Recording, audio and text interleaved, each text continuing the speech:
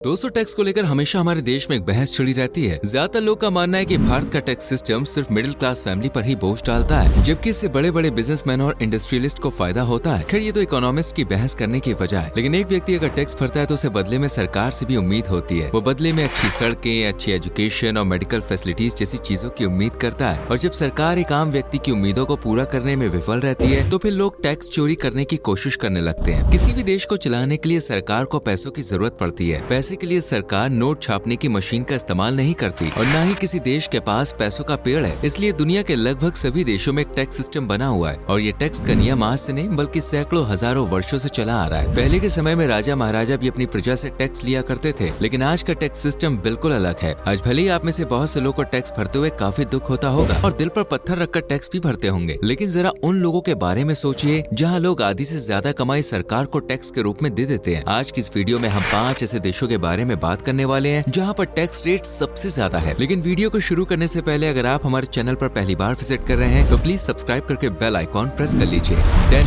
Denmark की गिनती दोस्तों यूरोप के सबसे खूबसूरत देशों में की जाती है। साथ ही ये देश हैप्पीनेस इंडेक्स के मामले में भी टॉप कंट्रीज में शुमार रहता है। आपको बता दें कि डेनमार्क को अगर टैक्स का देश कहा जाए तो गलत नहीं होगा। इस देश में आपको हर चीज के ऊपर टैक्स देना पड़ेगा, जहाँ टैक्स स्लैब 40% से लेकर 55.9% तक है। हर डेनिश व्यक्ति को इनकम टैक्स तो देना ही होता है। साथ ही labour market contribution tax, health care tax, municipal tax, society security tax और कैपिटल गेन्स टैक्स भी देना पड़ता है। इसके अलावा 27% टैक्स डिविडेंड से होने वाली कमाई और 22% टैक्स रॉयल्टी से होने वाली कमाई पर भी देना पड़ता है। इतना ही नहीं, चर्च टैक्स का कानून भी डेनमार्क में है। लेकिन इतना टैक्स देने के बाद भी यहाँ के लोग बहुत खुश रहते हैं, क्योंकि वो टैक्स को एक इन्वेस्टमेंट के तौर पर देखते हैं, जो सरकार अलग अलग सुविधाओं के माध्यम से नागरिकों को वापस करती है। सरकार की ओर से यहाँ पर लोगों को कई प्रकार की फैसिलिटीज मिलती है। देश में एजुकेशन और मेडिकल फैसिलिटीज बिल्कुल फ्री है और वो भी बेस्ट क्वालिटी में। आज डेनमार्क की गिनती दुनिया की सबसे मजबूत अर्थव्यवस्था वाले देशों में की जाती है। देश की टोटल पॉपुलेशन सिर्फ 60 लाख के आसपास है और कम पॉपुलेशन होने की वजह से लोगों पर टैक्स का बोझ ज्यादा पड़ता है। देश की टोटल जीडीपी $400 बिलियन के आसपास है और आपको जान के हैरानी होगी कि डेनमार्क में लोगों की पर कैपिटा इनकम $70,000 से भी ज्यादा है। यहाँ पर क्राइम रेट और करप्शन भी लगभग 0% है, यानी रहने के लिए देश किसी जन्नत से कम नहीं है। जापान। हमारी आज की लिस्ट में सिर्फ एक एशियन कंट्री का नाम शामिल है और वो देश है जापान, जो अपनी टेक्नोलॉजी और ऑटोमोबाइल इंडस्ट्री का जलवा पूरी दुनिया को दिखा चुका है। सेकंड वर्ल्ड वॉर में न्यूक्लियर अटैक झेलने के बावजूद इस देश ने जितनी तेजी से तरक्की की है वो काबिले तारीफ है और जापान की तरक्की में यहाँ के लोग का इम्पोर्टेंट रोल है। असल में जापान के लोग काफी ईमानदार माने जाते हैं और लोग तय नियमों के अनुसार इनकम टैक्स पे करते हैं। इससे सरकार के पास अच्छा पैसा जमा हो जाता है और सरकार इस पैसे का इस्तेमाल देश के डेवलपमेंट में करती है। आज जापान का इंफ्रास्ट्रक्चर बेस्ट माना जाता है। जापान भले ही एक एशियन कंट्री है, लेकिन यहाँ के लोग का standard of living in western countries से मेल खाता है। जापान में इनकम टैक्स रेट 56% तक है। यहाँ पर व्यक्ति को उसकी इनकम के आधार पर टैक्स देना पड़ता है। जापान की करेंसी का नाम येन है। 1.95 मिलियन येन से अधिक कमाई करने वाले लोगों को 5% टैक्स देना पड़ता है। 3.3 मिलियन येन से अधिक कमाई करने वालों को 10%, 9 मिलियन येन से अधिक कमाई करने पर 23%, 18 मिलियन येन से अधिक कमाई करने पर 33% टैक्स, 40 मिलियन येन से अधिक कमाई करने पर 40% टैक्स और 50 मिलियन से ज्यादा कमाई करने वालों को 56% टैक्स का भुगतान करना पड़ता है। जापान के लोग ईमानदारी से अपना टैक्स भरते हैं, तभी नॉमिनल जीडीपी के मामले में जापान दुनिया में तीसरी सबसे बड़ी अर्थव्यवस्था है। लेकिन जापान के लिए एक बैड न्यूज ये है कि आने वाले समय में देश की इकोनॉमी का डाउनफॉल देखने को मिल सकता है। असल में जापान में युवा वर्किंग हैंड्स की संख्या लगातार कम होती जा रही है और देश में बूढ़े लोग की आबादी बढ़ती जा रही है। आज के समय में जापान की जीडीपी का एक बड़ा हिस्सा सिर्फ पेंशन देने में खर्च हो जाता है। यही वजह है कि टेक्नोलॉजी के मामले में अब जापान में वो बात नहीं रह गई है जो आज से 10-12 साल पहले हुआ करती थी।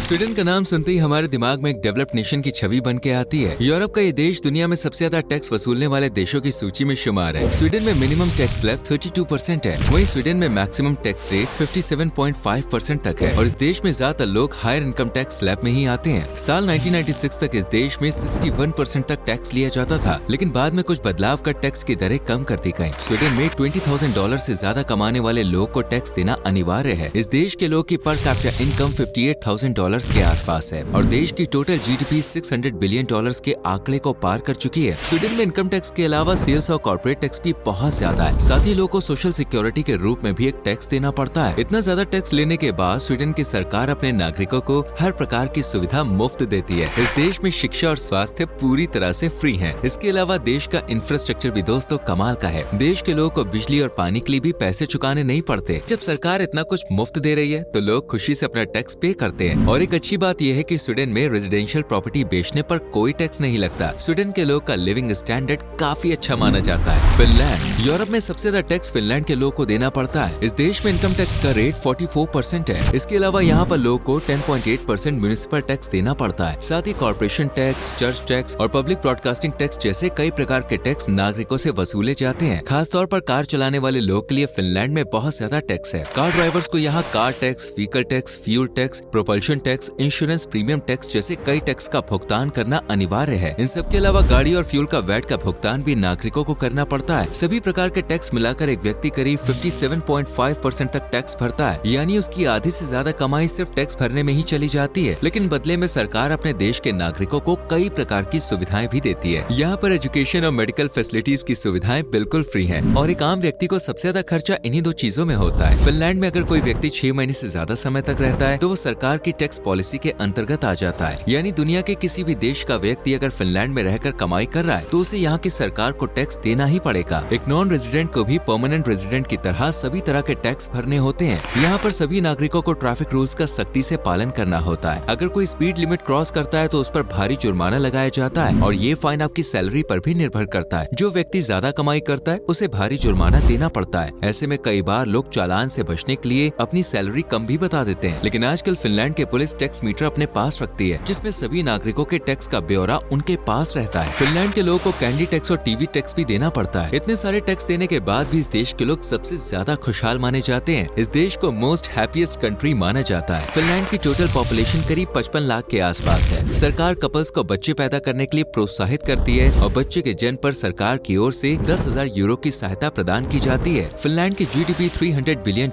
के आसपास है, तो वहीं इस देश की जीडीपी पर कैपिटा इनकम $60,000 है। इसी से आप अंदाजा लगा सकते हैं कि फिनलैंड के लोग का स्टैंडर्ड ऑफ लिविंग कितना हाई होगा। फिनलैंड की खुशहाली की एक वजह ये भी है कि यहाँ पर क्राइम रेट लगभग 0% है। साथ ही यहाँ करप्शन लेवल भी 0% है और यही वजह है कि फिनलैंड के लोग इतना ज्यादा टैक्स भरने में भी आनाकानी बिल्कुल नहीं करते। आइवरी कोस्ट, दोस्तों हमारी आज की लिस्ट में पहले नंबर पर आइवरी कोस्ट का नाम आता है। ये देश वेस्ट अफ्रीका में स्थित है और इस देश में आम नागरिकों से 60% तक का टैक्स वसूला जाता है। ये देश अभी तक के बाकी देशों से बिल्कुल अलग है, क्योंकि अभी हमने जितने भी देशों के बारे में बात की वहाँ पर सरकार लोगों से जमकर टैक्स तो लेती है, लेकिन बदले में उन्हें ढेर सारी फैसिलिटीज भी प्रोवाइड कराती है। लेकिन आइवरी कोस्ट में सरकार सिर्फ टैक्स लेना जानती है और बदले में यहाँ के नागरिकों को कुछ नहीं मिलता। लोगों को कोई सरकारी काम करना हो तो उसके लिए भी रिश्वत लेनी पड़ती है। बिना घूसखोरी के यहाँ कोई भी काम नहीं होता। सभी सरकारी अधिकारी करप्ट हैं। मेडिकल फैसिलिटीज की यहाँ भारी कमी देखने को मिलती है। हालांकि देश में एजुकेशन सिस्टम को बेहतर बनाने की कोशिश की जा रही है, लेकिन लोगों की क्वालिटी ऑफ लाइफ अब भी बहुत ज्यादा अच्छी नहीं है। बिलो द एवरेज लाइफस्टाइल लोग यहाँ पर फॉलो करते हैं। आइवरी कोस्ट कोई छोटा मोटा देश नहीं है। इसकी टोटल पॉपुलेशन 3 करोड़ के आसपास है और ये देश कुल 33,22,462 स्क्वायर किलोमीटर एरिया में फैला हुआ है। देश में 60 से भी ज्यादा ट्राइबल ग्रुप्स रहते हैं जो अपनी प्राचीन संस्कृति और परंपरा को संजोए हुए हैं। आइवरी कोस्ट की जीडीपी $70 बिलियन के आसपास है, जो कई अफ्रीकी देशों से काफी बेहतर है। देश की आय का प्रमुख स्रोत कृषि व्यवसाय और मछली पालन है, यानी कि एग्रीकल्चर और फिशिंग। यहाँ पर सबसे ज्यादा कोकोआ का प्रोडक्शन किया जाता है। पूरी दुनिया का करीब 40% कोकोआ का उत्पादन केवल आइवरी कोस्ट में ही होता है। इसके अलावा कॉफी, लकड़ी, कपास, पेट्रोलियम प्रोडक्ट्स और आम का उत्पादन भी आइवरी कोस्ट में बड़े पैमाने पर होता है। एरिया के हिसाब से इस देश में दुनिया का सबसे बड़ा चर्च मौजूद है, लेकिन यहाँ पर मुस्लिम आबादी बहुसंख्यक में है। इस देश में भारतीयों को बहुत सम्मान दिया जाता है और पूर्व राष्ट्रपति प्रणब मुखर्जी को इस देश ने सर्वोच्च नागरिक पुरस्कार से भी सम्मानित किया था। ये देश अपनी प्राकृतिक सुंदरता, समुद्री तटों, रिजॉर्ट्स, वाइल्ड लाइफ सेंचुरी और अनेक पर्यटन स्थलों के कारण